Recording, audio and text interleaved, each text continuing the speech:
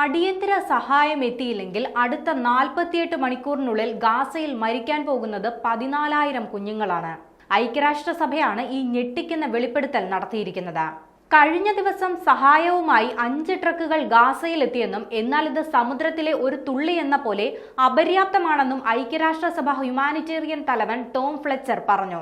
Gaza മുനമ്പിലെ 2 million ആളുകൾ പട്ടിണിയാണെന്നും എന്നാൽ ton കണക്കിന് ഭക്ഷണം അതിർത്തിയിൽ വെച്ച് തന്നെ ഇസ്രയേൽ തടയുകയാണെന്നും കഴിഞ്ഞ ദിവസം ലോകാരോഗ്യ സംഘടനയുടെ ഡയറക്ടർ ജനറൽ വെളിപ്പെടുത്തിയിരുന്നു. പിന്നാലെയാണ് ഫ്ലെച്ചറിന്റെ മുന്നറിയിപ്പും വന്നിരിക്കുന്നത്. മാർച്ച് 2-ാം തീയതി മുതൽ ഭക്ഷണം, മരുന്ന് തുടങ്ങി ജീവൻ രക്ഷിക്കുന്നതിനുള്ള എല്ലാ സംവിധാനവും ഗാസയിലേക്ക് പ്രവേശിക്കുന്നത് ഇസ്രയേൽ തടഞ്ഞിരുന്നു. മാസങ്ങൾക്ക് ശേഷം കഴിഞ്ഞ ദിവസമാണ് ആദ്യമായി ഗാസയിലേക്ക് സഹായവുമായുള്ള ട്രക്കുകൾ പ്രവേശിച്ചത്. നിലവിൽ 100 ട്രക്കുകൾ പ്രവേശിക്കാനുള്ള അനുമതി നൽകുമെന്ന് ഇസ്രയേൽ അറിയിച്ചിട്ടുണ്ട്. ഗാസയിൽ ഇസ്രയേലിന്റെ കൈകളിൽ അരങ്ങേറുന്ന ഭീകരത വിവരിക്കാൻ ദുരിതാശ്വാസ സംഘടനകൾക്ക് വാക്കുകളില്ലെന്ന് UNRWAയുടെ തലവൻ ഫിലിപ്പ് ലസോറിനി പറഞ്ഞു. ബ്രസൽസിൽ നടന്ന യൂറോപ്യൻ ഹ്യൂമാനിറ്റേറിയൻ ഫോറത്തെ അഭിമുഖീകരിക്കവെയായിരുന്നു അദ്ദേഹത്തിന്റെ പരാമർശം. രാഷ്ട്രീയ ഇച്ഛാശക്തിയുണ്ടെങ്കിൽ സംഘർഷം നിർത്താമെന്നും അദ്ദേഹം പറഞ്ഞു.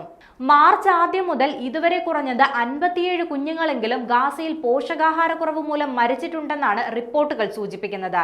ഗാസയിലെ 93% കുട്ടികളും പട്ടിണിയുടെ ഭീഷണിയിലാണെന്നാണ് ഐക്യരാഷ്ട്ര സംഘടനയുടെ സഹായമുള്ള integrated food security phase classification വിലയിരുത്തുന്നത്.